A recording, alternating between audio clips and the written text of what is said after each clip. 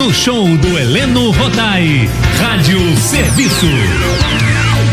11h32, está na hora do Rádio Serviço Saúde Especial de domingo, sempre com a participação do médico endocrinologista, chefe do Serviço de Clínica Médica do Hospital Federal dos Servidores do Estado, meu amigo e grande tricolor, Dr. Silvio Provenzano. Bom, a Organização Mundial de Saúde decretou na semana passada o mais alto nível de alerta global para a Mpox, anteriormente chamada de varíola dos macacos. Por isso, o Dr. Silvio vai falar sobre esse assunto. Bom dia, bom domingo, amigão. Bom domingo, Heleno. Aquele beijo para a família Tupi, mas hoje é dia de beijo especial. Recebi pelo Facebook da Regina Lúcia dos Santos, nossa fã aqui, uma mensagem muito especial da senhora Arlete, e ela faz questão dos 2 T's. Eu vi a foto aqui.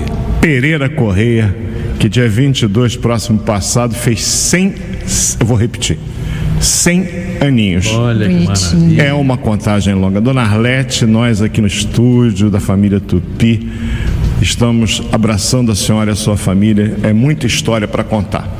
E por último, mas não menos importante, o Alex Júnior, filho do Alex, lá da Lajota, o Alex do Cremerge, 15 aninhos hoje. Você vê que a vida é assim, a gente comemora sempre os 15 anos do Alex e os 100 anos de Dona Arlete. A gente fica no meio dessa história, rezando, Dona Arlete, para a gente seguir o seu belo exemplo. Parabéns mais uma vez. Bom, é motivo de preocupação ou ainda não? Não, no momento não, até porque o estado de vigilância, emergência e sanitário foi retirado. Mas é preciso cuidado, porque qualquer doença, Heleno e família Tupi, a gente tem que ter um pé atrás.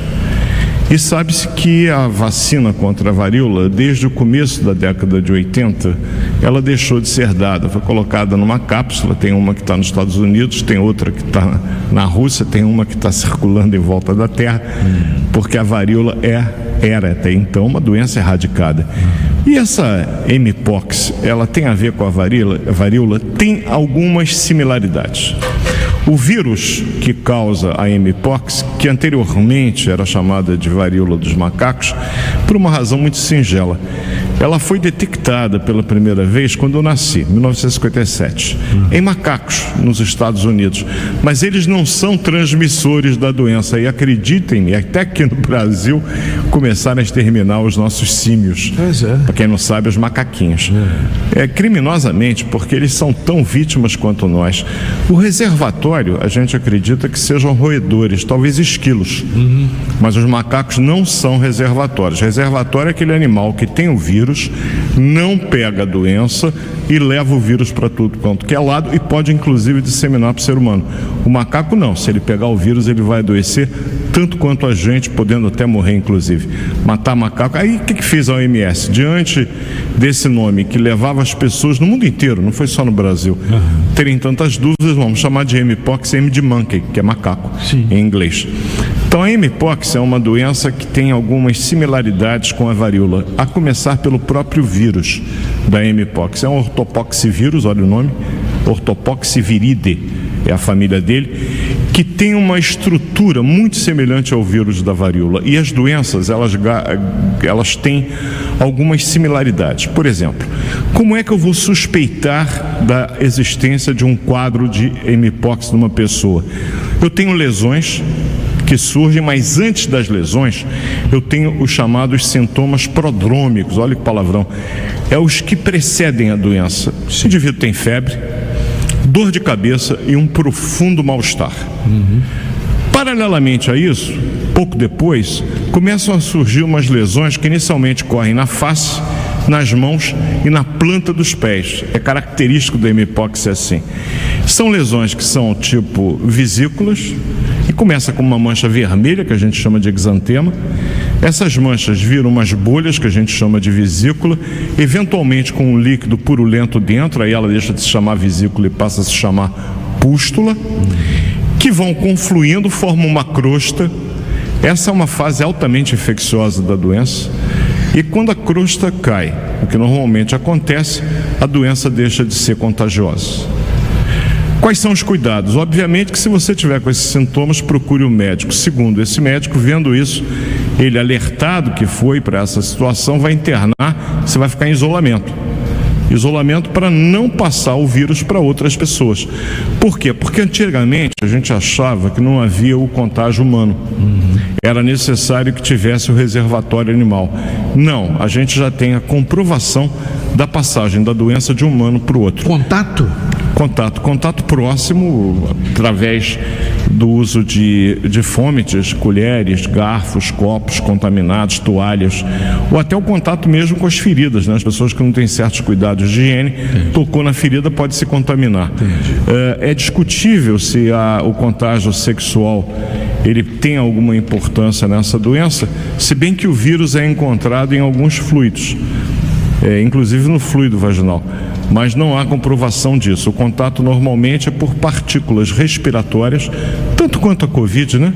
Que a gente, pelo simples fato de falar, daí a importância do uso da máscara, e havendo um número maior de casos, a gente volta a recomendar usar a máscara também, principalmente se você tiver com esse sintoma de mal-estar e febre.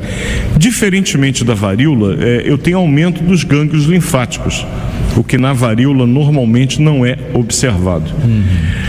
Essa doença, Mpox, que anteriormente chamava-se varíola dos macacos, ela é uma doença endêmica na África. A República Democrática do Congo é onde tem o maior número de casos. Mortalidade alta lá? Não, a mortalidade não é muito alta, ela gira de 1 a 5%. Mas veja bem, se eu tenho alguns milhares de casos, eu tenho algumas centenas de pacientes que podem morrer dessa doença. Daí a importância dos cuidados que a gente precisa tomar para evitar que a doença se alastre. Né? Essa doença, como eu disse, ela é endêmica na República Democrática do Congo, na África Ocidental e África Central. Na República Centro-Africana, eu tenho ela também na Serra Leoa, eu tenho na Nigéria. Nesses países é muito comum eu ter. Fora de lá é incomum. Só que agora, em 2022, foram observados casos fora da África. Inclusive aqui no Brasil a gente teve um caso de óbito no Rio Grande do Sul. Tá, essa doença pode matar? Pode. Eventualmente pode levar. Não é comum, mas pode matar. Ela normalmente é uma doença autolimitada, que vai requerer o cuidado do isolamento para a doença não se alastrar e os cuidados das feridas localmente, sem necessidade de medicamento. Porém, em algumas situações, o antiviral que se conhece, que pode ser usado, ele tem indicação, já explico quando é que a gente pensa em usar esse tipo de medicamento. Em 2003, teve um dos primeiros surtos fora da África, que foi no centro-oeste americano. Eles importaram alguns animais da África, e esses animais que foram importados lá para os fazendeiros daquela região, eles entraram em contato com os cãezinhos.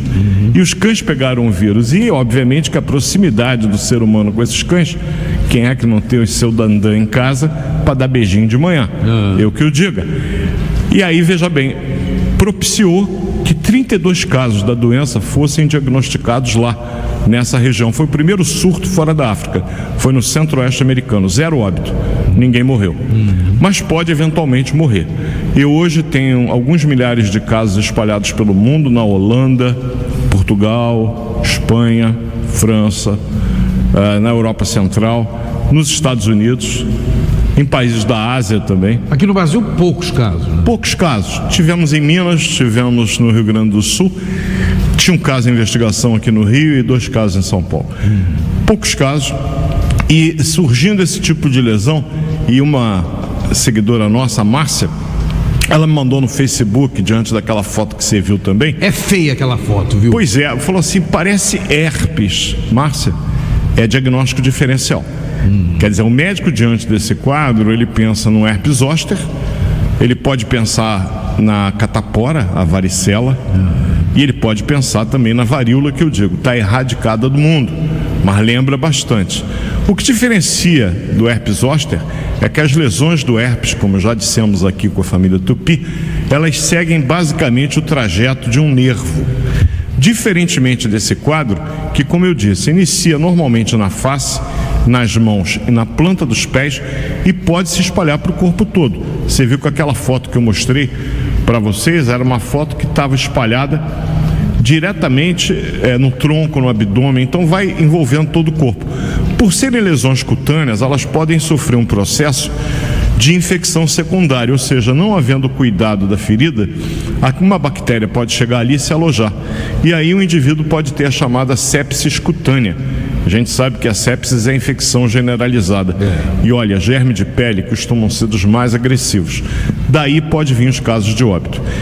Quando é que eu vou pensar em tratar? São duas perguntas que eu sei que você vai me fazer, Heleno. Mas você já trabalhou tanto hoje, inclusive com a Regina aí do lado, ensinando até que ela tem que falar devagar. Eu estou me policiando aqui, eu acompanho o programa. Apesar de estar trabalhando no hospital, estou com o radinho aqui no ouvido. Isso aí. Vamos lá. Vacino todo mundo? As pessoas estão me perguntando, eu tenho que me vacinar para varíola? Não. Não é recomendado pela OMS, diferentemente da Covid-19, onde foi recomendada a vacinação de todo mundo, até para que a gente tivesse o chamado rebanho de imunizados, o que hoje já se tem, razão pela qual hoje a Covid ainda mata, mas muito menos do que há 4 anos. Sem dúvida. Então, graças a Deus, né? E às vacinas. Graças a Deus. Mas com relação a essa mpox, eu tenho que correr para vacinar? Não é necessário. Alguns grupos têm um risco maior. Portadores do HIV, crianças, gestantes, pessoas com algumas comorbidades, e tem pessoas que não podem se vacinar. Por quê? Porque o sistema imunológico é tão debilitado que a vacina, que é feita com um vírus vivo atenuado, teria riscos. Paciente usando imunossupressores para tratar alguma doença imunológica. Então, procurar o médico, receber orientação, mas não está recomendada a vacinação de grandes grupos populacionais. Até porque é uma vacina difícil de achar. Pois é, eu ia perguntar exatamente isso, se é fácil. E se tem tratamento, né? Comprovado cientificamente com 100% de eficácia, não temos tratamento antirretroviral. Mas existem algumas drogas que podem ser feitas, e para provar que o estudo está aqui, até porque não são nomes que a gente usa no dia a dia, quando eu tiver lesões hemorrágicas confluentes, um quadro cutâneo de maior gravidade, principalmente pacientes imunocomprometidos, pacientes abaixo dos 12 anos de idade, grávidas ou mulheres que estejam amamentando, eu devo empregar o tratamento antiviral, que é feito com tecovizimab ou com ciclofovir, com taxa de cura em torno de 85%. São medicamentos disponibilizados pelo SUS